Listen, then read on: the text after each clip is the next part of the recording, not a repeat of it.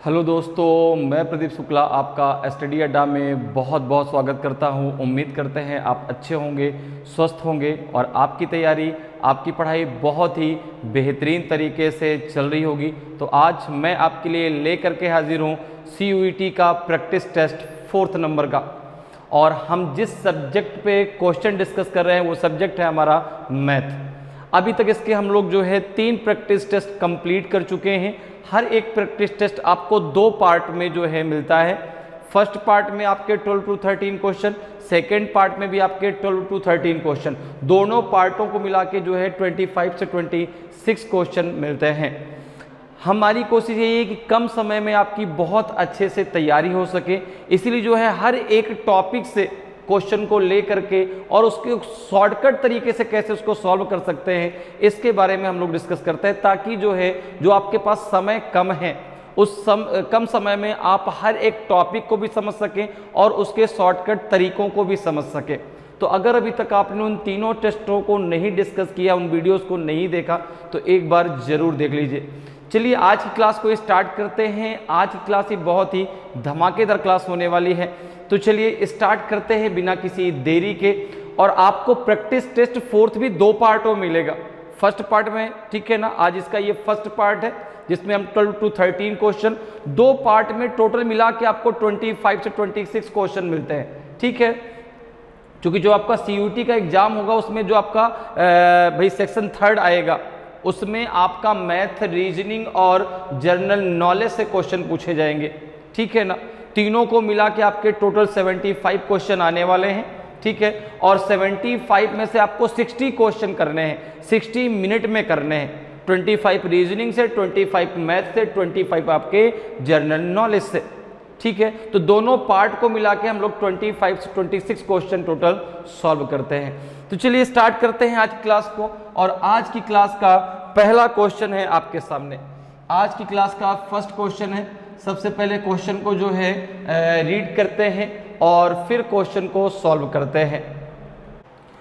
देखिए क्वेश्चन आपसे कह रहा है कि if the average of 5 consecutive odd numbers is 61, then the difference between the largest and the smallest number is. यदि 5 क्रमागत विषम संख्याओं का औसत 61 है तो सबसे बड़ी और सबसे छोटी संख्याओं के बीच का अंतर है 5 है, 7 है, 8 है, नन ऑफ दीज है। तो देखो ऐसे क्वेश्चनों को करने का डायरेक्ट तरीका होता है। यहाँ आपको कुछ भी XYZ मारने की जरूरत नहीं है, ठीक है ना। जैसे हम यहाँ पर अगर बेसिक मेथड की बात करें तो भाई अगर हम अब 5 consecutive ऑड नंबर है तो पहला नंबर अगर आपने x माना, सेकंड क्या हो जाएगा x+2, थर्ड क्या हो जाएगा x+4, फिर क्या हो जाएगा x+6, x+8, ठीक है ना। तो अब यहाँ पे हमें ये कुछ मानने की जरूरत है। ऐसे क्वेश्चन को आपको डायरेक्ट कैसे करना है उसको जरा समझिए। देखिए यहाँ पर दिया गया है कि जो 5 आपके कॉन्सेक्यूटिव नंबर हैं, ठीक है ना, कॉन्सेक्यूटिव ऑड नंबर है, उनका जो एवरेज है वो कितना है आपका 61 है। अब जो ये एवरेज दिया गया है, एवरेज जो दिया गया है 61, ये हमेशा मिडिल नंबर होता है। ये कैसा नंबर होता है? ये आपका मिडिल नंबर होता है, ठीक है ना। ये आपका मिडिल नंबर है, ठीक है। अब ये अगर मिडिल नंबर है तो अब देखो 5 आप नंबर कैसे निकालेंगे?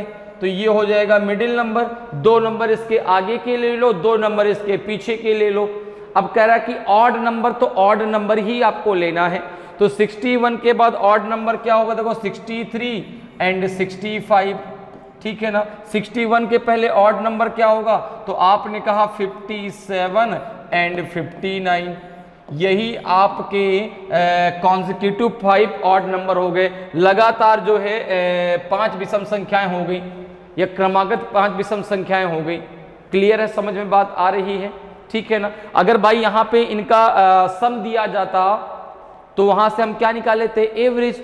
एवरेज निकालने का फॉर्मूला क्या होता है कि sum of result upon number of result, ठीक है ना। अब यहाँ पे आपको एवरेज दिया गया तो आपके लिए और आसान हो गया, कुछ नहीं करना। एवरेज जो दिया गया वो मिडिल नंबर है, इसके आगे के 2 आप ऑड नंबर ले लो, पीछे के 2 ऑड नंबर ले लो। तो ये 5 आपके कॉन्सेक्यूटिव ऑड नंबर हो गए, 5 जो है आपकी क्रमागत विषम संख्याएं हो गई। अब आपसे क्वेश्चन क्या कह रहा है कि then the difference between the largest and the smallest number. तो लार्जेस्ट नंबर क्या है आपका, तो आपने कहा कि लार्जेस्ट नंबर क्या है, लार्जेस्ट नंबर है आपका 65, लार्जेस्ट नंबर है आपका 65 और स्मॉलेस्ट नंबर क्या है, स्मॉलेस्ट नंबर क्या है आपका, तो स्मॉलेस्ट नंबर है आपका 57, स्मॉलेस्ट नंबर है आपका 57। दोनों के बीच का डिफरेंस पूछा है तो हो जाएगा आपका 65 माइनस 57, तो ये आ जाएगा आपका 8। कितना आ जाएगा, 8। ठीक है ना, तो ऑप्शन सी आपका सही आंसर हो जाएगा, ऑप्शन सी आपका सही आंसर हो जाएगा। क्लियर है। तो ऐसे क्वेश्चन को करने का ये सबसे शॉर्टकट तरीका होता है। ठीक है, यहाँ पे आपको कहीं भी एक्स वाई जेड मानने की कोई जरूरत नहीं है, डायरेक्ट आप ऐसे क्वेश्चनों को सॉल्व कर सकते हैं। तो यहाँ पे आंसर आ जाएगा आपका ऑप्शन सी। अगले क्वेश्चन पे आते हैं। नेक्स्ट क्वेश्चन देखिए भाई, क्वेश्चन नंबर 2 है आपका। सबसे पहले क्वेश्चन को रीड कर लेते हैं और फिर क्वेश्चन को सॉल्व करते हैं। ठीक है, क्वेश्चन क्या कह रहा है कि sugar is now being sold at 30 rupees per kg, but last month its cover was rupees 40 per kg, sorry 24 rupees per kg. Find by how much percentage a family should reduce the consumption of sugar so that expenditure remains the same. चीनी अब 30 रुपये प्रति kilo बिक रही है, लेकिन पिछले महीने इसकी कीमत 24 रुपये प्रति किलो थी। ज्ञात कीजिए कि एक परिवार को चीनी की खपत में कितने प्रतिशत की कमी करनी चाहिए ताकि व्यय समान रहे। 30% की आपका जो है 25%, की 20% की आपका 14%। तो यहाँ पर देखिए अगर हम बात करें तो अब जो है भाई पहले चीनी कितनी थी, 24 रुपीज़ पर केजी बिक रही थी, अब चीनी जो है 30 रुपीज़ पर केजी बिक रही है। तो आपसे कहा जा रहा है कि वो जो है अपने खपत में, अपने एक्सपेंडिचर में कितना कम कर दे कि वो जो है उसका जो पैसा, जितना उसके पास पैसा है उतने में ही उसका जो है खर्च चलता रहे। पैसा नहीं उसको बढ़ाना है, जितना पैसा वो अभी खर्च कर रहा है उतना ही पैसा उसको खर्च करना है। तो कितने % उसको कम करना पड़ेगा। तो आपने कहा कि पहले चीनी का मूल्य कितना था, पहले चीनी का मूल्य कितना था, 24 रुपीज़ पर केजी, 24 रुपीज़ पर केजी था। ठीक है ना, पहले जो मूल्य था वो कितना था, तो आपने कहा 24 रुपीज़ पर केजी। ठीक है, अब कितना हो गया, अब कितना हो गया, आपने कहा कि अब जो है अब कितना हो गया, तो आपने कहा अब हो गया आपका 30 रुपीज़ पर केजी, 30 रुपीज़ पर केजी हो गया। कितने रुपए उसको कम करने पड़ेंगे भाई, पहले 24 रुपीज़ में वह 1 केजी जो है चीनी लेके आता था, अब 30 रुपीज़ है उसके पास 24 रुपीज़ ही, तो उसको 6 रुपीज़ कम करना होगा। ठीक है ना भाई, 30 रुपीज़ तो उसको 6 रुपये क्या करना पड़ेगा, कितने प्रतिशत की कमी करनी चाहिए ताकि जो है जो खपत है वो 24 रुपये में ही उसको चीनी चाहिए। ठीक है ना, 24 रुपये में कितनी मिलेगी वो उसको वहाँ पर बताना है भाई, उसके पास 24 रुपये से ज़्यादा खर्च करने के लिए नहीं है। तो आपने कहा कि अगर मैं बात करूँ तो 30 माइनस 24, उसको 6 रुपये जो है अपनी खपत क्या करनी पड़ेगी, कम करनी पड़ेगी। 6 रुपये में जो चीनी मिले उतनी खपत उसको कम करनी पड़ेगी। तो अगर मैं बात करूं परसेंटेज की, अगर मैं बात करूं परसेंटेज की, 6 रुपये कितने में कम करनी पड़ेगी, 30 रुपये में। चूंकि भाई 24 रुपये पहले 1 केजी लेके जा रहा था, अब जो है 6 रुपये ज़्यादा बढ़ गई, तो अब उसको अपनी जो खपत है वो जो है 6 रुपये क्या करनी पड़ेगी, कम करनी पड़ेगी। किसके अकॉर्डिंग, 30 के अकॉर्डिंग, इनटू हो जाएगा आपका 100, तो 0 से 0 कैंसिल कर दो और 3 2 जा कितना हो जाएगा आपका 6, 20% आपका आंसर आ जाएगा। 20% जो है उसको अपनी क्या करना पड़ेगा, अपना एक्सपेंडिचर जो है अपनी जो खपत है वो उसको कंजप्शन जो है वो उसको कम करना पड़ेगा ताकि जो उसका एक्सपेंडिचर है, जो उसका व्यय है वो सेम रहे। क्लियर है, बात समझ में आ रही है भाई। पहले वो 24 रुपीज़ में 1 केजी चीनी लाता था, अब वो हो गई 30 रुपीज़ पर केजी, तो उसको अपना कंजप्शन कितना कम करना पड़ेगा। तो आपने कहा कि उसको 6 रुपये अब कम करना पड़ेगा कंजप्शन, क्योंकि भाई पहले वो अब उसको 6 रुपये तो अधिक करे वो, तो उसने कहा नहीं भाई मेरे पास तो 24 रुपये, 24 जितनी चीनी आती हो उतनी चीनी ही मुझे दे दो। तो उसने कहा ठीक ठीक तो कितना परसेंट उसको अपना जो है कंजप्शन कम करना पड़ेगा? 20%। 20% उसको कंजप्शन कम करना पड़ेगा। क्लियर है? तो ऑप्शन क्या हो जाएगा? ऑप्शन सी आपका सही आंसर हो जाएगा। क्लियर है? ताकि जो उसका एक्सपेंडिचर अर्थात जो उसका व्यय है वो 24 रुपीज ही रहे, उससे ज़्यादा नहीं बढ़े। क्लियर? तो ऑप्शन सी आपका सही आंसर हो जाएगा। अगले क्वेश्चन पर आते हैं। अगला क्वेश्चन देखिए, 3rd नंबर का क्वेश्चन है। सबसे पहले क्वेश्चन को रीड कर लेते हैं। क्वेश्चन है कि A and B can do a piece of work in 60 days, B and C in 75 days and A and C in 90 days. In what time A alone can do it? A और B किसी काम को 60 दिनों में, B और सी 75 दिनों में और ए और सी 90 दिनों में कर सकते हैं। ए अकेले इसे कितने समय में कर सकता है? इनमें से कौन सा आपका सही आंसर होगा? तो देखो यहां पर अगर हम बात करें तो ए और बी इस काम को मिलकर कितने दिनों में कर सकते हैं? 60 डेज में। अच्छा, बी एंड सी तो आपने कहा 75 डेज और आपका सी एंड ए आपका 90 डेज। तो यहां से हम तीनों का एलसीएम निकाल लें, किसका? 60, 75 और 90। तो यहां से हमें टोटल वर्क मिल जाएगा। तो जरा देखिए इनका एलसीएम क्या होगा। तो इनका एलसीएम हो जाएगा आपका 900। क्या हो जाएगा? 900। इन तीनों का एलसीएम क्या हो जाएगा आपका? 900। तो ये टोटल वर्क हो जाएगा। ये क्या हो जाएगा? Total work. अब देखो भाई, जो भी आपको किसी भी वर्क को करने में जो टाइम लगता है वो इफिशियंसी के अकॉर्डिंग लगता है। जिसकी इफिशियंसी ज़्यादा होगी वह किसी काम को जो है कम समय में कर सकता है, और जिसकी इफिशियंसी कम होगी उसको भाई ज़्यादा समय लगेगा। ठीक है ना? कोई बंदा जो है एक बार में 10 ईंटें उठा सकता है, कोई बंदा जो है एक बार में एक ही ईंट उठा सकता है। तो अब जो एक ईंट उठा सकता है उसको ज़्यादा समय लगेगा, जो 10 ईंट उठा सकता है उसको कम समय लगेगा। तो यहाँ पर जो वर्क में टाइम लगता है किसी भी काम को करने में वो इफिशियंसी के अकॉर्डिंग लगता है। तो टोटल वर्क कितना हो गया आपका? 900। ये जो है इन तीनों का हमने एलसीएम निकाल लिया। अब यहाँ पे अगर मैं बात करूँ तो ए और बी की इफिशियंसी कितनी आ जाएगी? तो आपने कहा 15 आ जाएगी। कितनी आ जाएगी? 15। इसकी कितनी आ जाएगी? तो इसको जो 75 से जरा इसको डिवाइड कर दो, कितनी बार हो जाएगा? 900 को।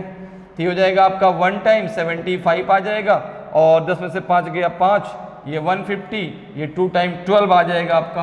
कितना आ जाएगा? 12 आ जाएगा। यहाँ पे 12 रख दीजिए और यहाँ पे 10 आ जाएगा। यहाँ पे कितना आ जाएगा आपका? 10। तो जो है देखो ए और बी की इफिशियंसी कितनी आ गई? 15। बी और सी की कितनी आ गई? 12। सी और ए की कितनी आ गई? आपकी 10। ठीक है ना? तो अब यहाँ पर देखो, अगर मैं बात करूँ कि इन तीनों की मिला के टोटल इफिशियंसी कितनी होगी, अगर मैं तीनों की मिला के बात करूं तो आपने कहा कि हो जाएगा 2 into A plus B plus C equals to हो जाएगा आपका 15 प्लस 12 प्लस 10 हो जाएगा। ठीक है, तीनों की मिला कितनी हो जाएगी भाई? 2 बार ए आएगा, 2 बार बी आएगा, 2 बार आपका सी आएगा। तो 2 हमने क्या कर लिया? बाहर कॉमन ले लिया, तो ए प्लस बी प्लस सी हो गया। ये इसके बराबर में हो जाएगा। तो अगर मैं कहूँ कि ए प्लस बी प्लस सी की मिला के इफिशियंसी कितनी हो जाएगी? तो आपने कहा 37/2 हो जाएगी। कितनी हो जाएगी? 37/2 हो जाएगी। अब कह रहा है कि ए अकेले कितने समय में इस काम को कर सकता है।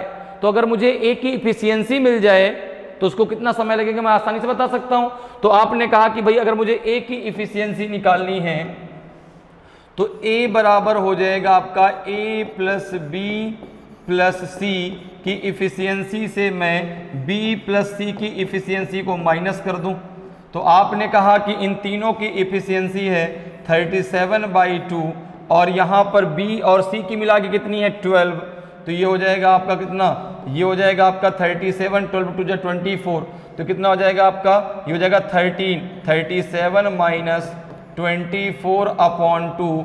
तो ए की इफिशियंसी कितनी आ जाएगी? ये आ जाएगी आपकी 13/2। कितनी आ जाएगी?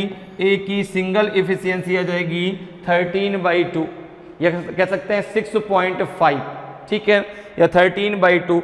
अब जो है ए अकेले कितने समय में इस काम को कर सकता है?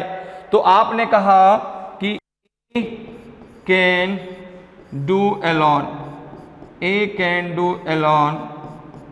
कितना वर्क है टोटल 900, इसकी इफिशियंसी कितनी है 13/2, तो ये कितना हो जाएगा आपका 900 इंटू 2/13, तो ये हो जाएगा आपका 1800/13। अब 1800 में जरा 13 का भाग दो कितना आ जाएगा, तो 13 1 जा 13, कितना बचेगा यहाँ पे बचेगा 550 हो जाएगा, तो ये हो जाएगा आपका 13 3 जा 39, बचेगा 11, ये हो जाएगा 110 हो जाएगा। 13 8 जा होता है आपका 104, ठीक है ना, कितना बचेगा 6/13, आंसर आ जाएगा आपका 138 इज टू द 6/13 डेज। तो ऑप्शन ए आपका सही आंसर हो जाएगा, ऑप्शन ए आपका सही आंसर होगा। तो ए अकेले कितने दिन में कर सकता है 138 सही 6/13 दिन में, तो ऑप्शन ए आपका सही आंसर हो जाएगा। क्लियर है, चलिए आगे बढ़ते हैं, अगले क्वेश्चन पर आते हैं। अगला क्वेश्चन जरा देखिए भाई, क्वेश्चन नंबर 4 है, क्वेश्चन नंबर 4 है, आपको बताना है कि tan 5a minus tan 3a minus tan 2a equals to, किसके बराबर में होगा ये, tan 5a के बराबर होगा कि tan स्क्वायर 5a के बराबर होगा कि tan 5a into tan 3a into tan 2a या 0 के बराबर होगा। तो यहाँ पर देखो, अब यहाँ पर देखो आपको दिया गया कि tan 5a minus tan 3a minus tan 2a ये किसके बराबर है, किसके इक्वल है, ये आपको प्रूफ करना है। तो यहाँ पे देखो, अगर मैं बात करूँ तो यहाँ पे आप 5a को, यहाँ पे आप 5a को 3a प्लस 2a लिख सकते हैं, आपने कहा बिल्कुल लिख सकते हैं। अब यहाँ पे अगर मैं tan लगा देता हूँ तो ये tan 5a और ये क्या हो जाएगा आपका tan 3a प्लस 2a हो जाएगा, ठीक है। अब देखो यहाँ पर आपको tan x प्लस वाई का फॉर्मूला पता है, tan x प्लस वाई का फॉर्मूला क्या होता है, आपने कहा होता है tan x plus tan y upon 1 minus tan x into tan y, ठीक है ना, क्या होता है tan x into tan y, ठीक है। यहाँ पे आप मान लो कि x बराबर है आपका 3a और y बराबर है आपका 2a, तो यहाँ पे देखो क्या आ जाएगा आपका, ये हो जाएगा जो है आपका tan 5a इक्वल्स टू हो जाएगा आपका tan 3a plus tan 2a upon हो जाएगा 1 minus tan 3a into tan 2a, ठीक है। यहाँ तक बात क्लियर है, ठीक है। x बराबर हमने क्या मान लिया 3a मान लिया और y बराबर क्या मान लिया आपने 2a मान लिया, तो जगह tan यहाँ पे x में क्या आ जाएगा आपका tan 3a plus tan 2a upon 1 minus tan 3a into tan 2a।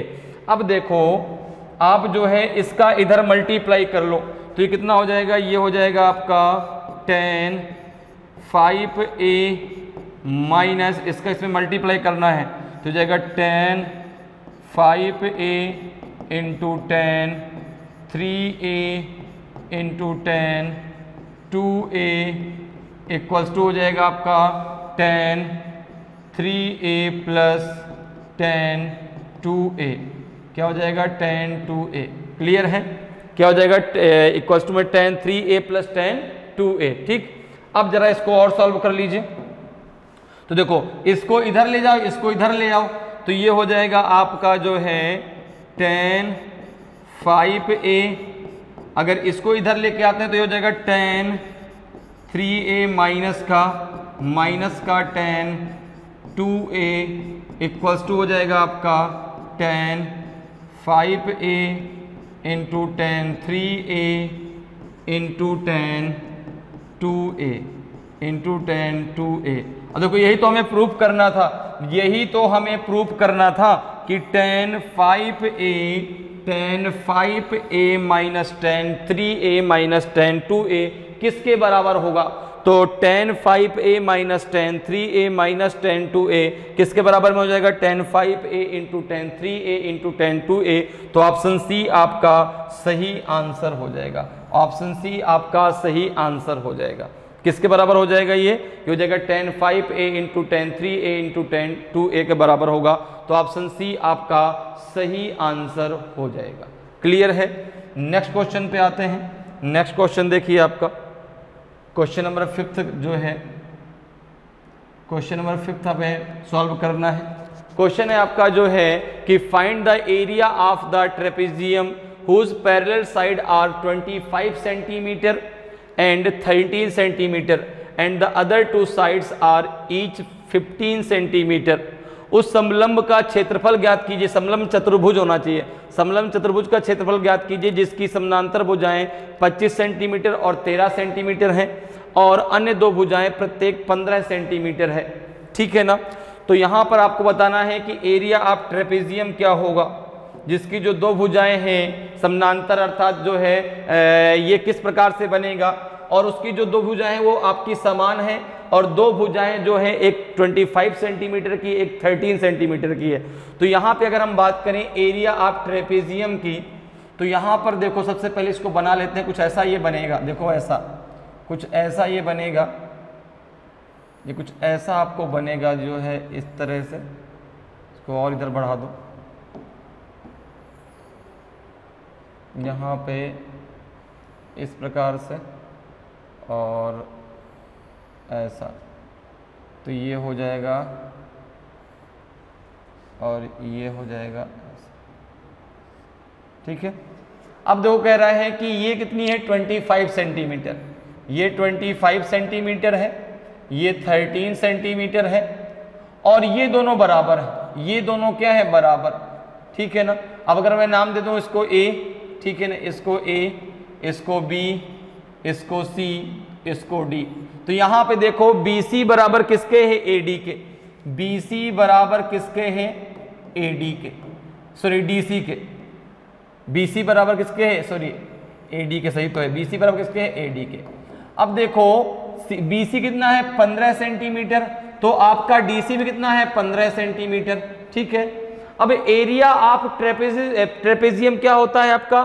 1/2 into A plus B, A into B plus D into C into H। Area of trapezium क्या होगा? Area of trapezium, area of trapezium क्या होगा? तो ये हो जाएगा आपका 1/2 into आपका AB प्लस DC और इंटू H। अब H जो है हमें फाइंड करना है भाई। AB और DC तो हमें पता है, अगर इसकी हमें हाइट मिल जाए तो हम जो है एरिया ऑफ ट्रेपेजियम निकाल सकते हैं। ठीक है? तो यहां पर देखो ये हमें फाइंड करना, अगर C से यहां पे एक हम इस प्रकार से परपेंडिकुलर एक लाइन खींच दें ऐसे। ठीक है ना? ये हमने इसमें परपेंडिकुलर जो है C से जो है इसमें एक हमने लाइन खींच दिया परपेंडिकुलर लाइन, और यहाँ पे ये 90 डिग्री का एंगल बनाती है। इसको हमने नाम दे दिया F, इसको हमने नाम दे दिया F। CF जो है परपेंडिकुलर किस पे है? AB पर। ठीक है ना? CF किस पे परपेंडिकुलर है? AB पर। अब CF की अगर मुझे वैल्यू मिल जाए, तो यही तो हाइट है, यही इसी की वैल्यू मुझे चाहिए। अगर ये वैल्यू मिल जाएगी तो मैं आसानी से उसका एरिया निकाल सकता हूं। अब देखो यहां पर अगर मैं बात करूं और यहां से मैंने एक लाइन और ड्रॉ कर दिया, एक लाइन और ड्रॉ कर दिया इस प्रकार से। ठीक है ना? एक लाइन और ड्रॉ कर दिया और ये जो है एक आपका आइसोलेशन ट्रायंगल देखो बन जाएगा। ये और ये भुजा क्या हो जाएगी? बराबर। ये भुजा बराबर हो जाएगी। इसको मैंने यहाँ पे नाम दे दिया कितना? यहाँ पे इसको नाम दे दिया E। ये टोटल आपका 25 ध्यान रखिएगा, और इसको मैंने नाम दे दिया यहाँ पे E। ठीक है ना? अब देखो ये कैसा ट्रायंगल बन जाएगा? ये आपका CE और B ये एक आइसोसेलेस ट्रायंगल होगा, एक समद्विबाही त्रिभुज होगा जिसकी दो साइडें बराबर हैं। ठीक है ना? तो यहाँ पे देखो अगर ये 15 है तो ये भी कितना है आपका 15, ये 15 है तो ये कितना होगा आपका 15। ठीक है ना? अब देखो यहाँ पे अगर मैं देखूं तो यहाँ पे अगर मैं इसमें एक राइट एंगल ले लूं ये वाला, अगर इसमें मैं राइट एंगल ले लूं ये वाला, तो यहाँ से मुझे CF की वैल्यू मिल जाएगी। ठीक है ना। अब राइट एंगल का कॉन्सेप्ट क्या होता है, तो जो ये राइट एंगल है इसके सामने वाली जो आपकी ये वाली जो साइड है ये क्या कहलाती है आपको, हाइपोटेनस। ये क्या हो गया परपेंडिकुलर, ये क्या हो गया बेस। अभी ई एफ की अगर वैल्यू मुझे मिल जाए तो मैं सी एफ की वैल्यू निकाल सकता हूं, क्योंकि वहां पे थ्योरम क्या होती है आपकी, तो थ्योरम होती है आपकी जो है पाइथागोरस थ्योरम, यहां पे लगा लो क्योंकि राइट एंगल बन गया ना। तो पाइथागोरस थ्योरम क्या होती है, हाइपोटेनस का स्क्वायर बराबर होता है आपका परपेंडिकुलर का स्क्वायर प्लस बेस का स्क्वायर। तो यहां पर देखो, अगर मुझे यहां पर इसकी वैल्यू चाहिए सी एफ की, अगर मुझे ई एफ की वैल्यू यहां पे निकालनी हो तो देखो ई एफ जो है ये दोनों बराबर है ना, ये दोनों क्या है, ये दोनों पार्ट क्या है बराबर है, ये दोनों पार्ट बराबर है। तो अगर मैं यहां पे बात करूं कि ई एफ की वैल्यू कितनी हो जाएगी, ई एफ की वैल्यू तो आपने कहा ये हो जाएगा हाफ बी ई हो जाएगा। अब यहां पर देखो जैसे मैंने ये लाइन खींची तो ये दोनों लाइनें क्या हो गई, बराबर हो गई। ये दोनों लाइनें क्या हो गई, बराबर हो गई। ये अब आपको जो है एक स्क्वायर दिखने लगेगा, क्योंकि ये लाइन इसके बराबर, ये लाइन इसके बराबर। तो ये दोनों जब लाइनें बराबर हो जाएंगी तो देखो ये कितना है आपका, यहां से यहां तक 13 है, तो ए से ई तक की दूरी कितनी हो जाएगी 13, तो ई से बी तक कितना बचेगा आपका 12। ठीक है भाई, जब ये इसके बराबर में हो जाएगी तो अगर ये 13 है तो ये भी कितनी है आपकी 13, तो ये कितनी बचेगी आपकी ई से बी तक, तो बी से ई या ई से बी कह लो, ये दूरी हो जाएगी आपकी 12, क्योंकि 13 वो टोटल 25 है, तो ये 30 तो ये भी कितनी हो जाएगी, ये आपकी 13 तो ये 12 हो जाएगी। तो ये हो जाएगा आपका 1/2 × 12, तो ये आ जाएगा आपका 6 सेंटीमीटर। कितना आ जाएगा आपका 6 सेंटीमीटर आ जाएगा। अब जरा देखो, तो यहां से ई एफ की वैल्यू मिल गई, तो अब आप आसानी से सी एफ की वैल्यू निकाल सकते हैं। ठीक है ना, अब आप आसानी से सी एफ की वैल्यू निकाल सकते हैं। कैसे, तो यहां पे पाइथागोरस थ्योरम लगा दीजिए, तो क्या हो जाएगा देखो पाइथागोरस थ्योरम, सी ई का स्क्वायर इक्वल्स टू होता है आपका सी एफ का स्क्वायर प्लस हो जाएगा आपका ई एफ का स्क्वायर। तो सी एफ तो हमें फाइंड करना है, तो ये हो जाएगा आपका सी एफ का होल ऑफ स्क्वायर और इक्वल्स टू हो जाएगा सीई। सीई कितना है, तो आपने कहा 15 का स्क्वायर माइनस आपका ई एफ कितना है 6 का स्क्वायर। यहाँ से एक लाइन खींच लेते हैं इस प्रकार से ताकि आसानी से सॉल्व हो सके। तो यहाँ पे कितना हो जाएगा आपका, ये हो जाएगा आपका जो है सी एफ को अगर यहाँ से इसका स्क्वायर हटाएंगे तो ये रूट में चला जाएगा, तो ये हो जाएगा आपका 225 माइनस 36 कितना आ जाएगा आपका, ये आ जाएगा रूट में आ जाएगा आपका, तो 15 में से 6 गया तो 9 और 11 में से 3 गया 8, 189। तो सी एफ आ जाएगा आपका 189 रूट में। तो इसको हम क्या लिख सकते हैं, सी एफ इक्वल टू लिख सकते हैं 3√21। कितना लिख सकते हैं 3√21। ठीक है ना, इसको भाई क्या लिख सकते हो, इसको लिख सकते हो आप रूट के अंदर जो है 21 × 9 क्या लिख सकते हैं 189 को क्या लिख सकते हैं 21 × 9। 9 किसका रूट होता है आपका 3 का, तो 3√21 आ जाएगा। तो यहां पर देखो, यहां पे जो आपका सी एफ बराबर एच के होगा, तो यहां पे देखो एच की वैल्यू कितनी आ जाएगी, एच की वैल्यू आ जाएगी आपकी 3√21। एच की वैल्यू कितनी आ जाएगी आपकी 3√21। अब आपको हाइट मिल गई, तो अब एरिया ऑफ ट्रेपेजियम आप आसानी से निकाल सकते हैं। कितना आ जाएगा एरिया, तो अगर हम एरिया की बात करें तो ये हो जाएगा आपका जो है 1/2। ए बी की वैल्यू कितनी है, तो आपने कहा 25, ठीक है ना, और डी सी की वैल्यू कितनी है 13, और ये कितना हो जाएगा आपका, ये हो जाएगा इंटू 3√21। कितना हो जाएगा 3√21। ठीक है ना, तो यहाँ पे जरा इसको सॉल्व करो, कितना आ जाएगा आपका, ये हो जाएगा कितना, ये हो जाएगा आपका 1/2 इंटू 5 3 8 और 2 1 3 और इंटू हो जाएगा 3 और रूट में हो जाएगा आपका जो है 21, तो हो जाएगा 19 दूना 38 और 19 तिया 57, 57√21 सेंटीमीटर स्क्वायर आपका सही आंसर आ जाएगा। तो ऑप्शन बी आपका सही आंसर होगा। ठीक है ना, 57√21 सेंटीमीटर स्क्वायर जो है आपका क्या निकल आएगा, ट्रेपेजियम का आपका एरिया निकल के आएगा। क्लियर है, समझ में बात आ गई कैसे करना है। ठीक है ना। तो एरिया ऑफ ट्रेपेजियम क्या होता है 1/2, दोनों जो पैरेलल जो आपकी समानांतर जो आपकी भुजाएं हैं उनका योग इनटू हाइट। तो पैरेलल जो इसमें साइड है कौन सी है, ए बी और डी सी है। यहां से हमने एक इसमें परपेंडिकुलर खींच दिया, तो यहां पे देखो एक राइट एंगल। अब यहां से अगर मैं इसको मिला देता हूं तो ये क्या बन जाएगा आपका आइसोसेलेस ट्रायंगल बन जाएगा। तो यहां से हमें ये परपेंडिकुलर अर्थात सी एफ की वैल्यू मिल जाएगी, और सी एफ ही तो उसकी हाइट है, ठीक है ना। तो वहां से हमको हाइट मिल जाएगी। तो जैसे हाइट मिल गई तो हमारा आपका एरिया कितना आ गया 57√21 सेंटीमीटर स्क्वायर। क्लियर है। नेक्स्ट क्वेश्चन पे आते हैं। नेक्स्ट क्वेश्चन देखिए भाई 6 नंबर क्वेश्चन है। सबसे पहले क्वेश्चन को रीड कर लेना है और फिर क्वेश्चन को सॉल्व करना है। तो सबसे पहले क्वेश्चन को रीड कर लीजिए। क्वेश्चन है कि अ boat goes 32 kilometre up stream and 36 kilometre down stream in 7 hours. Again it goes to 40 kilometer upstream and 48 kilometer downstream in 9 hours. The speed of boat in still water is। एक नाव 7 घंटे में धारा के प्रतिकूल 32 kilometre और धारा के अनुकूल 36 किलोमीटर जाती है। फिर से यह 9 घंटे में धारा के प्रतिकूल 40 किलोमीटर और धारा के अनुकूल 48 किलोमीटर जाती है। स्थिर जल में नाव की गति क्या है। तो अब आपको जो है स्पीड ऑफ बोट बताना है इन स्टिल वाटर। तो यहां पर देखो आप मान लीजिए कि let the speed of boat, let the speed of boat, speed of boat is x kilometre per our, या आप इसको ए भी मान लो, ए मान लो, a किलोमीटर पर आवर, ठीक है ना, ठीक है, a किलोमीटर पर आवर। और स्पीड ऑफ स्ट्रीम मान लो आप, let the speed of stream, let the speed of stream मान लो आप जो है y किलोमीटर, सॉरी या b मान लो, यहाँ a मानो तो यहाँ b मानो, b किलोमीटर पर आवर, ठीक है। क्लियर है।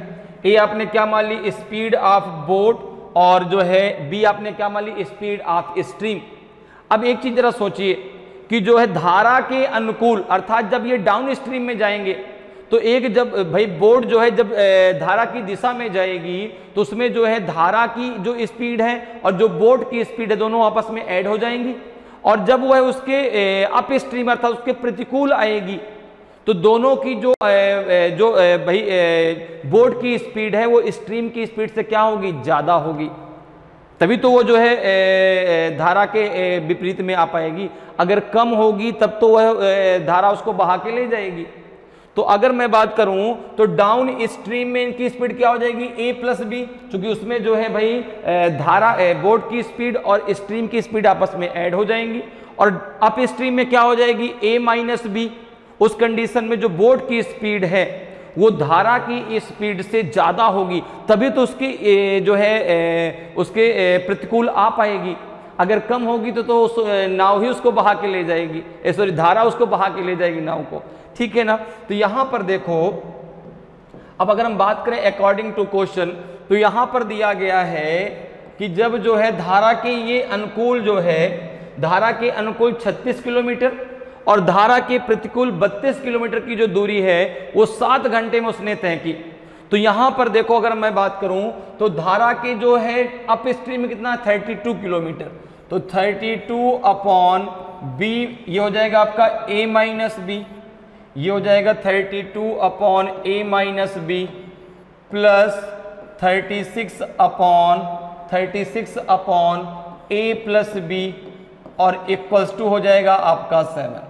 हो जाएगा नहीं हो जाएगा भाई। स्पीड बराबर क्या होता है डिस्टेंस अपॉन टाइम, स्पीड बराबर क्या होता है डिस्टेंस अपॉन टाइम, टाइम बराबर क्या हो जाएगा डिस्टेंस अपॉन स्पीड।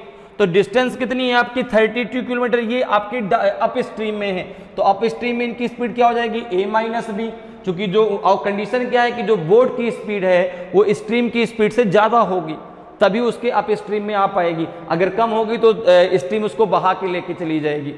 दूसरी कंडीशन क्या है कि जो है ये डाउन स्ट्रीम में जाते हैं, अर्थात धारा की दिशा में जाती है, तो दोनों की स्पीड आपस में क्या हो जाएगी, जुड़ जाएगी। टोटल टाइम कितना है, 7 ही घंटे में सारा होता है। 7 घंटे में जो है वो है 32 किलोमीटर आप स्ट्रीम में जा पाती है और 36 किलोमीटर जो है वो डाउन स्ट्रीम में। अब यहां पर देखो, यहां पे अगर आप 1/a-b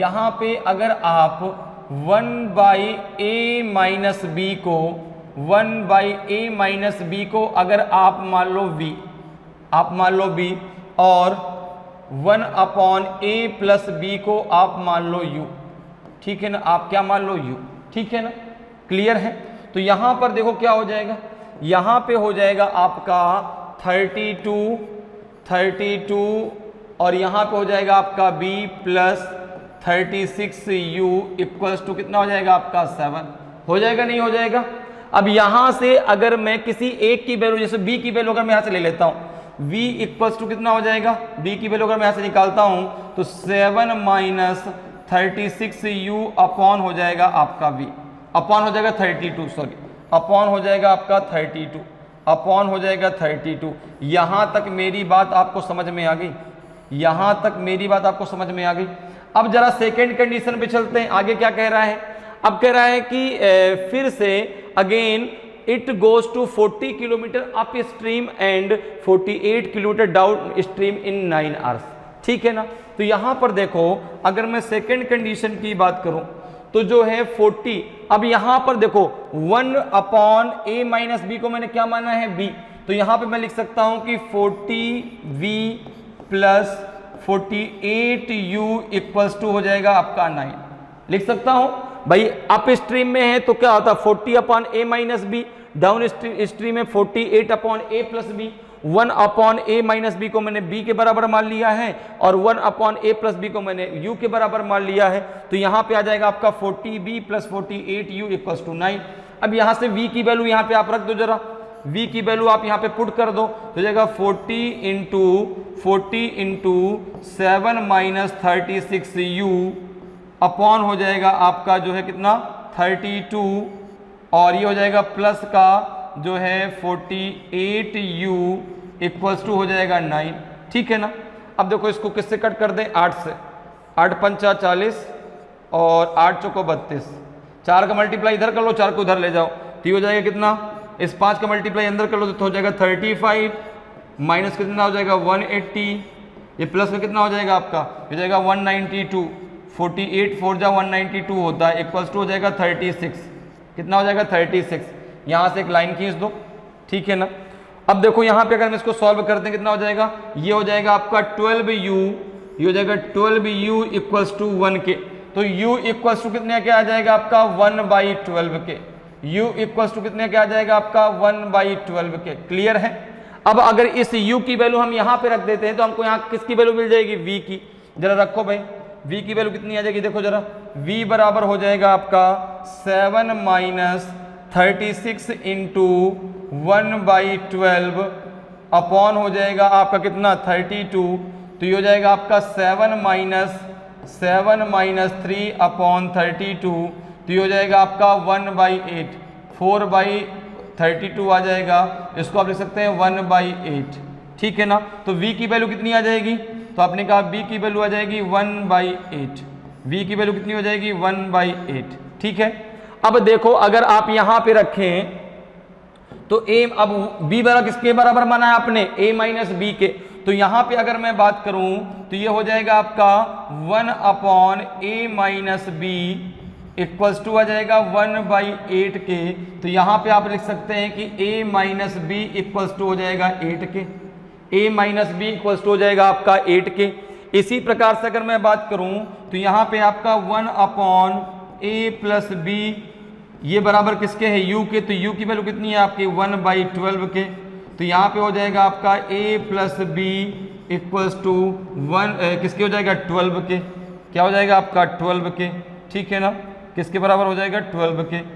अब देखो यहाँ पे आप मान लो a बराबर मान लो a + b के और b बराबर मान लो आप a - b के, तो यहां पर देखो अगर मैं बात करूं कि speed of boat in still water, तो ये क्या होता है आपका speed of boat, speed of boat in still water, speed of boat in still water, still water ये होता है a plus B upon two, a plus B upon two, तो ये हो जाएगा 12 प्लस 8 अपॉन टू, तो ये हो जाएगा आपका 20 अपॉन टू, तो ये आ जाएगा आपका 10 किलोमीटर पर आवर, ये आ जाएगा आपका 10 किलोमीटर पर आवर। ठीक है ना। तो speed of boat in still water होता है a plus B upon two, और speed of stream in still water होता है आपका a minus B upon two. तो यहां पे हमसे पूछा गया था स्पीड ऑफ बोट, तो ये हो जाएगा आपका a plus B upon two, A बराबर आपने माना है a प्लस बी, बी बराबर माना है आपने a माइनस बी। और ध्यान दीजिएगा यहां पर आपने a प्लस बी की वैल्यू कितनी निकाली है 12, ठीक है ना, और a माइनस बी की वैल्यू कितनी है ये आपकी 8। ठीक है, तो यहां पर आ जाएगा आपका 12 प्लस 8 अपॉन टू, तो 20 अपॉन टू, तो 10 किलोमीटर पर आवर आपका जो है स्पीड ऑफ बोट आ जाएगी। अगर स्पीड ऑफ स्ट्रीम की बात करें तो 12 माइनस 8 अपॉन टू कितना हो जाएगा आपका 4/2, तो 2 किलोमीटर पर आवर आपका speed of stream in still water आ जाता। शांत जल में जो है धारा की चाल कितनी हो जाएगी 2 किलोमीटर पर आवर, और शांत जल में नाव की चाल कितनी है 10 किलोमीटर पर आवर। क्लियर है। अगले क्वेश्चन पर आते हैं, अगला क्वेश्चन डिस्कस करते हैं। क्वेश्चन नंबर 7 है आपका, क्वेश्चन नंबर 7 है, A dishonest dealer sells goods at 44% loss on cost price but uses 30% less weight. The profit or loss percentage is। एक बेईमान डीलर लागत मूल्य पर 44% हानि पर सामान बेचता है लेकिन 30% कम वजन का उपयोग करता है। लाभ या हानि परसेंट कितना है? 25% का लॉस है उसको कि 25% का प्रॉफिट है, 20% का लॉस है कि 20% का उसको प्रॉफिट हो रहा है। तो देखिए जो है यहाँ पे हम गुड्स की सीपी मान लेते हैं। जैसे हमने मान लिया कि let the CP of goods is 1000 rupees. क्या मान लिया हमने 1000 रुपीज़। ठीक है, अब कह रहा है कि वह जो है दावा कर रहा है कि मैं 44% के लॉस पर इसको बेच रहा हूं। ठीक है ना। ही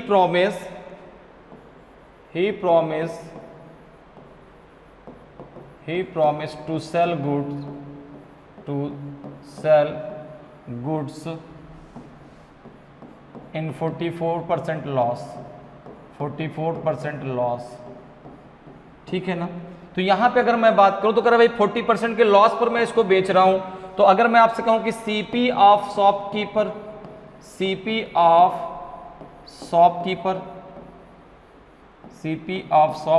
तो कितना हो जाएगा आपका 1000 रुपीज उसका सीपी है, उसको वो 40% लॉस पर बेच रहा है। ठीक है ना, 44% के लॉस पर बेच रहा है, अर्थात 440 रुपए का वह लॉस कर रहा है। अर्थात उसका जो सीपी कितना पड़ रहा है उसका सीपी कितना पड़ रहा है उसको, तो आपने कहा कि भाई 1000 सीपी था, 440 रुपए की वह छूट दे रहा है, उसका सीपी था कितना आपका हो जाएगा 0, 10 में से 4 गया तो 6 और 9 में से 4 गया तो 5, 560 रुपए उसका सीपी है। ठीक है ना, 560 रुपए उसका क्या है सीपी है। अब यहां पर अगर बात करें तो अब देखो क्या कह रहा है, आगे कह रहा है but he uses 30% less weight, but he uses 30% less weight।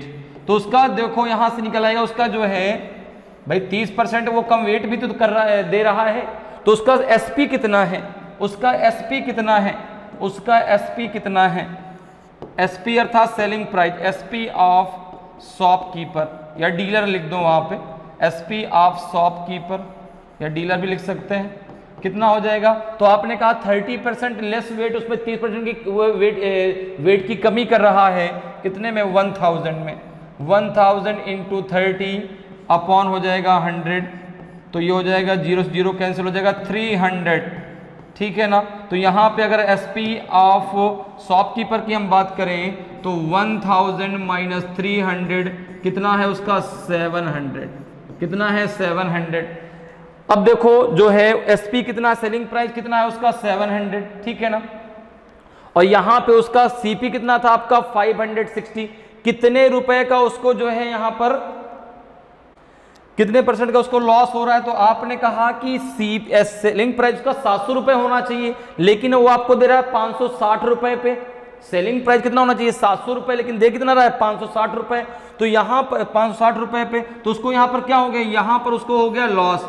तो लॉस परसेंटेज कितना हो जाएगा, तो आपने कहा कि 700 माइनस 560 अपॉन 700, तो ये कितना हो जाएगा आपका, ये हो जाएगा जो है कितना आ जाएगा 140 आ जाएगा ना, यहाँ से 0 10 में से 6 गया तो 4, हाँ 140 आ जाएगा। 140 अपॉन 700 इंटू 100, चूंकि परसेंटेज निकालना है, 0 से 0 कैंसिल हो जाएगा, 7 2 जा 14 आ जाएगा। 20% का उसको लॉस हो गया।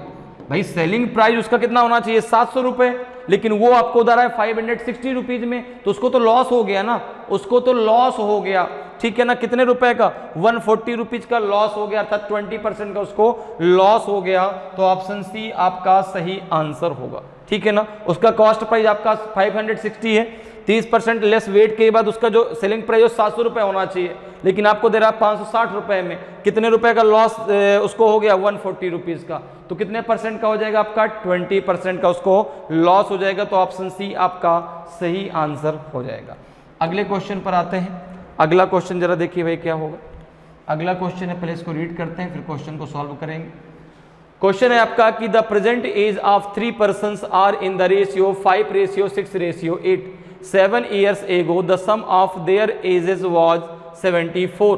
What are their present age in years? 3 व्यक्तियों की वर्तमान आयु का अनुपात 5:6:8 है। 7 वर्ष पहले उनकी आयु का योग 74 था। उनकी वर्तमान आयु वर्षों में क्या है? ए बी सी डी में से कौन सा आपका सही आंसर है? तो देखो यहाँ पे उनकी प्रेजेंट एज का रेशियो क्या दिया गया है। अगर मैं आपसे बात करूं तो प्रेजेंट एज का रेशियो कितना दिया गया है?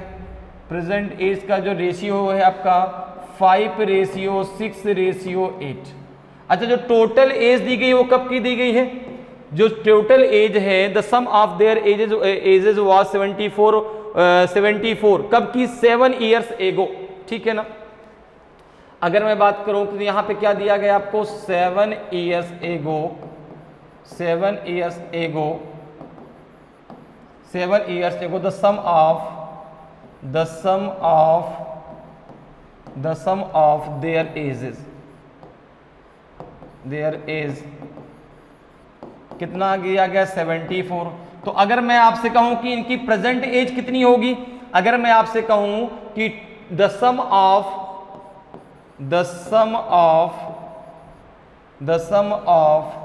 देयर एज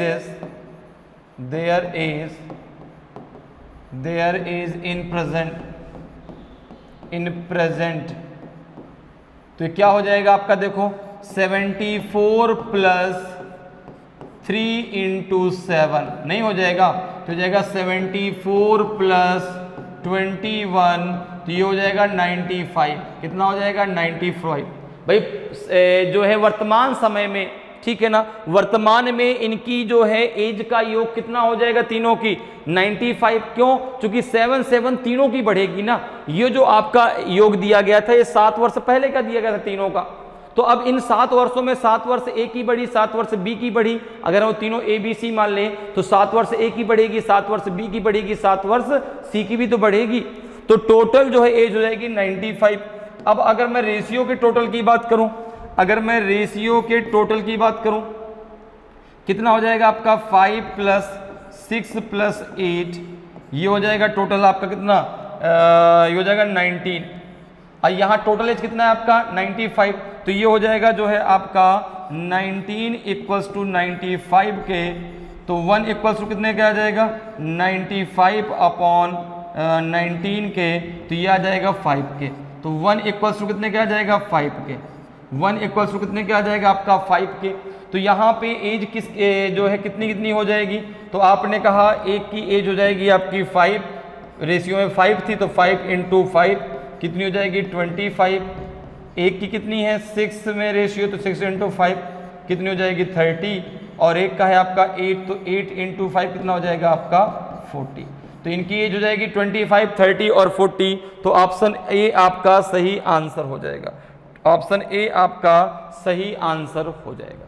क्लियर है, समझ में बात आ गई भाई। जो ये एवरेज दिया गया था ये आपका जो है 7 इयर्स एगो का दिया गया था, 7 वर्ष पहले का दिया गया था। तो प्रेजेंट में इनकी एज का योग क्या हो जाएगा, तो 7 वर्ष तीनों की बढ़ जाएगी, 7 वर्ष ए की बढ़ेगी, बी की बढ़ेगी और सी की बढ़ेगी। तो टोटल कितना इंक्रीजमेंट हो जाएगा 21 की। तो अब टोटल सम कितना हो जाएगा 95, रेशियो टोटल कितना है 19, तो 19 बराबर 95 के, तो 1 बराबर 5 के, तो एक की 25, एक की 30 और एक की 40। तो ऑप्शन ए आपका सही आंसर हो जाएगा। क्लियर है। नेक्स्ट क्वेश्चन पे आते हैं। नेक्स्ट क्वेश्चन देखिए आपका 9th नंबर क्वेश्चन है। क्वेश्चन को पहले रीड कर लेते हैं। क्वेश्चन क्या है, क्वेश्चन पूछ रहा है कि the HCF of 24/7 and 16/7 and 8/7 is. बहुत सिंपल सा, देखो जब भी फ्रैक्शन का आपको HCF निकालना हो, ठीक है ना, HCF of fraction, HCF of fraction, HCF of fraction, तो यहां पे आपका क्या हो जाएगा, हो जाएगा HCF of numerator, HCF of numerator upon LCM of denominator, LCM of denominator, ठीक है ना, डिनोमिनेटर। तो जो है जब भी आपको HCF ऑफ फ्रैक्शन निकालना हो तो क्या होता है आपका HCF of numerator upon LCM of denominator. तो यहां पर देखो, यहां पे आप क्या निकालेंगे, तो आपने कहा कि HCF of 24, 16 and 8 upon LCM of 7 and 7, ठीक है। तो यहां पर देखो अगर हम बात करें अब HCF क्या होता है, ऐसी संख्या जिनसे ये तीनों संख्या डिविजिबल हो, ठीक है ना। HCF वो संख्या होती है जिनसे हाईएस्ट कॉमन फैक्टर, ठीक है ना, हाईएस्ट कॉमन फैक्टर। LCM का फुल फॉर्म क्या होता है, लीस्ट कॉमन मल्टीपल्स, ठीक है ना। तो HCF ऐसी संख्या जो इन तीनों से ये तीनों संख्याएं उस संख्या से डिविजिबल हो जाए, ठीक है ना। तो अगर हम बात करें तो देखो यहाँ पे क्या हो जाएगा, यहाँ पे HCF निकालने का तरीका ये भी है कि इनका आप क्या कर लो, फैक्टर इनके निकाल लो, ठीक है ना। तो यहां पर देखो हाईएस्ट कॉमन, अब यहां पे जो है क्या होगा आपका 8, कैसे, अगर आप इनका फैक्टर निकालोगे तो 8 का फैक्टर क्या हो जाएगा 2 इंटू 2 इंटू 2, ठीक है ना, 3 टाइम 2 आ जाएगा। 16 का क्या हो जाएगा 4 टाइम 2 आ जाएगा। यहां क्या हो जाएगा आपका 3 टाइम 2 और 1 टाइम 3, जो 8 3 जा आपका 24 होता है ना। तो देखो अब आपको देखना तीनों में आपका 2 कितनी बार कॉमन है, 3 टाइम, तीनों में 2 कितनी बार कॉमन है 3 टाइम। देखो यहाँ 2 के पावर 3 आएगा, यहाँ 2 के पावर 4 आएगा, यहाँ 2 के पावर 3 इंटू 3 आ जाएगा, ठीक है ना। तो 2 कितनी बार कॉमन है, तीनों में 3 बार कॉमन है। तो यहाँ पे 2 इंटू 2 इंटू 2 अर्थात इसका HCF हो जाएगा 8, इनका LCM कितना हो जाएगा 7, तो इसका कितना हो जाएगा आपका 1:1/7, ठीक है ना। क्लियर है, 1:1/7। HCF आप कैसे निकाल सकते हैं भाई, आपने कहा सर 2 भी तो हो सकती है, 2 से तीनों संख्याएं डिविजिबल है, तो मैंने कहा अब इसका HCF कैसे हम निकालेंगे। तो जैसे ही सबसे पहले आप इनका फैक्टर करेंगे तो 8 का फैक्टर क्या हो जाएगा 2 के पावर 3, 16 का फैक्टर क्या हो जाएगा 2 के पावर 4, ठीक है ना, और 24 का फैक्टर कितना हो जाएगा 2 के पावर 3 इंटू 3, ठीक है ना, क्योंकि 2 के पावर 3 हो जाएगा 8, 8 इंटू 3 24। तो तीनों में 2 के पावर 3 कॉमन है, जो कॉमन है उसी को आपको लेना है, वही उसका क्या हो जाएगा HCF हो जाएगा। तो 2 के पावर 3 क्या हो जाएगा आपका 8 हो जाएगा, तो 8/7, क्योंकि इसका LCM हो जाएगा आपका 7, तो 8/7 को क्या लिख सकते हैं 1:1/7। तो ऑप्शन सी आपका सही आंसर हो जाएगा। क्लियर है, ऑप्शन सी आपका सही आंसर होगा। अगले क्वेश्चन पर आते हैं। अगला क्वेश्चन देखिए आपका है 10th नंबर क्वेश्चन है। सबसे पहले क्वेश्चन को रीड कर लेते हैं। क्वेश्चन है कि the product of 3/4 into bracket में 1 + 1/3, फिर है आपका 1 + 2/3, 1 - 2/3 2/5 एंड 1 + 6/7, 1 - 12/13 किसके बराबर में होगा? 1/5 के कि 1/6 के कि 1/7 के कि नॉन ऑफ दीज। तो देखो जरा इसका प्रोडक्ट आपको निकालना है। तो यहाँ पे अगर हम बात करें तो इसको हम लिख देंगे 3/4, क्या लिख देंगे 3/4। फिर यहाँ पे क्या दिया गया है 1 + 1/3। फिर यहाँ पे क्या दिया गया है आपका 1 + 2/3। फिर यहाँ पे क्या दिया गया है आपका 1 - 2/5। फिर क्या दिया गया है आपका, फिर दिया गया है 1 + 6/7। फिर दिया गया है आपका 1 - 12/13। ये किसके बराबर में होगा ये आपको बताना है, ठीक है ना। इसकी वैल्यू किसके बराबर में आएगी? तो यहाँ पे जरा देखो अगर हम बात करें तो ये जाएगा 3/4। इसको आप क्या लिख सकते हैं, इसको अगर आप सॉल्व करें तो कितना आ जाएगा 4/3 आ जाएगा भाई। 3 × 1 = 3, 3 × 1 कितना हो जाएगा 4/3। ये कितना हो जाएगा आपका 5/3। ये कितना हो जाएगा आपका 3/5 हो जाएगा, नहीं हो जाएगा 5 × 1 = 5, 5 - 2 कितना हो जाएगा 3, तो 3/5। ये कितना हो जाएगा आपका 7 × 1 = 7, 7 × 6 = 13, 13/7। और ये कितना हो जाएगा आपका, ये हो जाएगा आपका 1/30। कितना हो जाएगा आपका 1/13। 13 × 1 = 13, 13 - 2 कितना आ जाएगा आपका 1/13। अब देखो इनको जरा यहाँ से कट कर लो तो 3 से 3 कैंसिल, 4 से 4 कैंसिल, 5 से 5 कैंसिल, 3 से 3 कैंसिल, 13 से 13 कैंसिल। कितना आ जाएगा आपका 1/7। किसका कितना आ जाएगा आपका 1/7। तो ऑप्शन सी आपका सही आंसर हो जाएगा। अभी तक का सबसे आसान क्वेश्चन, ठीक है ना। तो ऑप्शन सी आपका सही आंसर हो जाएगा। क्लियर है?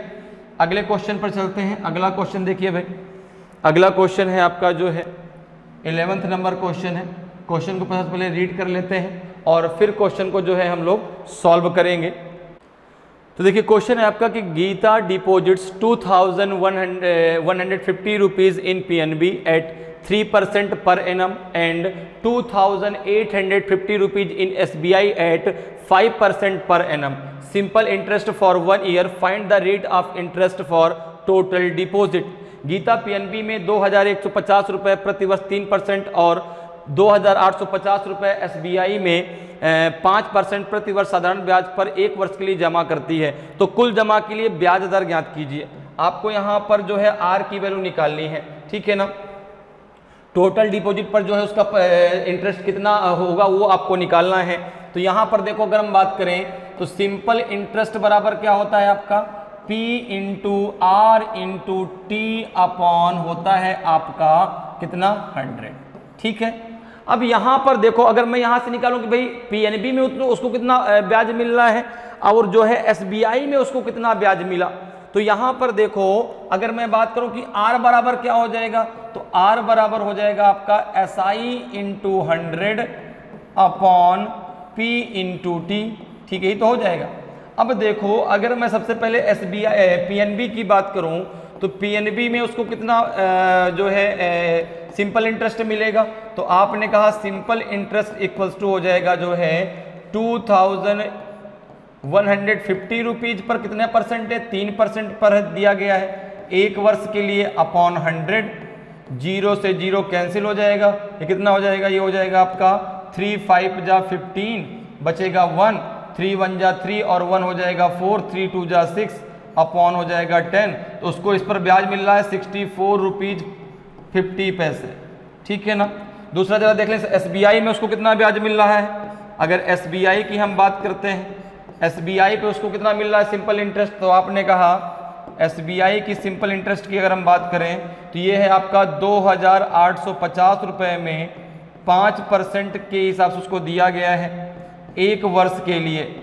1 वर्ष के लिए कितना हो जाएगा, 0 से 0 कैंसिल हुआ, 5 2 × 10 हो गया, 2 1 × 2, 2 4 × 8, 2 2 × 5, 4 2 5 × 10, ये हो जाएगा 142 रुपीज 50 पैसे। अब दोनों को जरा ऐड कर लो, दोनों को जरा ऐड कर लो, टोटल इंटरेस्ट कितना हो जाएगा, टोटल इंटरेस्ट कितना हो जाएगा, टोटल इंटरेस्ट कितना हो जाएगा, तो आपने कहा ये हो जाएगा 142.50 प्लस 64.50, तो ये टोटल इंटरेस्ट हो जाएगा आपका जो है कितना 0, और ये हो जाएगा 5 5 10, तो पॉइंट के बाद 0 आ जाएगा, और हो जाएगा 4 2 6 1 7, 6 4 10 207.0 आपका आ जाएगा। तो ये जगह 207 रुपीज। तो ये तो हो गया टोटल उसका जो है क्या इंटरेस्ट।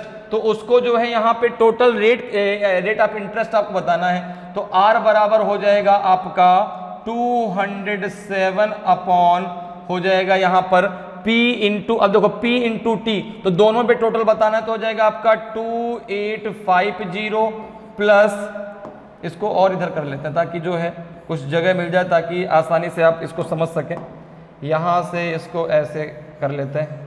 तो ये R बराबर क्या हो जाएगा आपका 207 अपॉन 2150 प्लस 2850 और इनटू हो जाएगा आपका 100।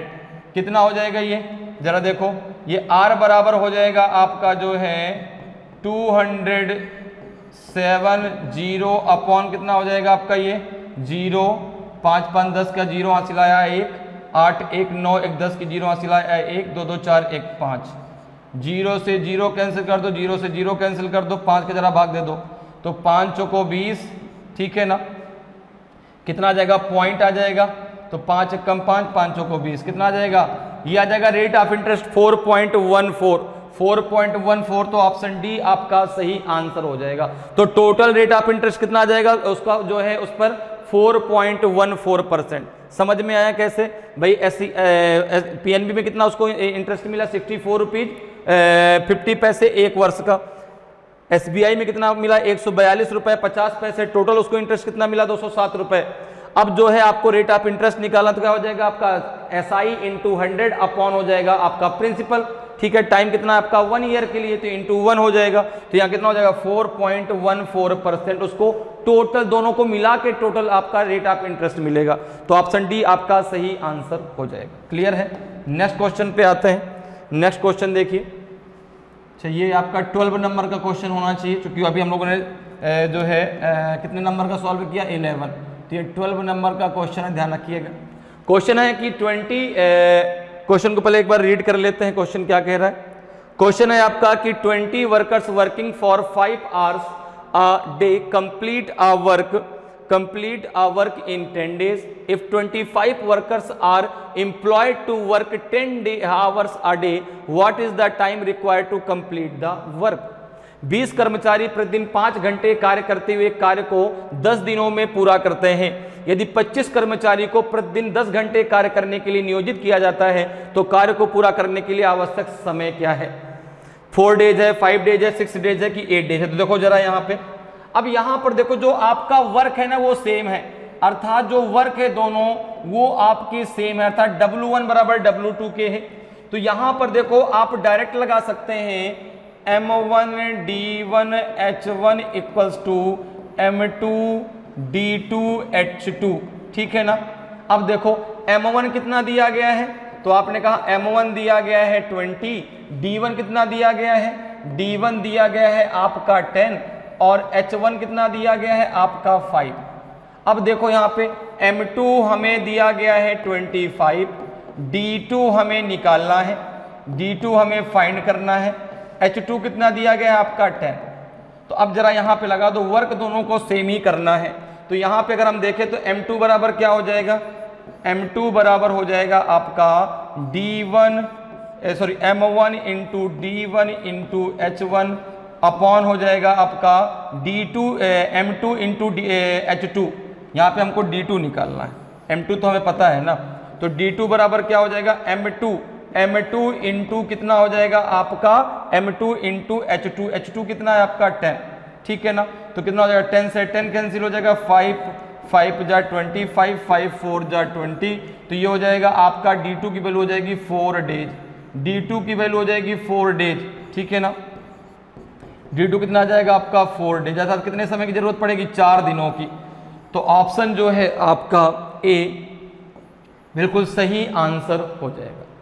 तो इस प्रकार से आप बहुत आसानी से और कम समय में मैथ के क्वेश्चनों को सॉल्व कर सकते हैं।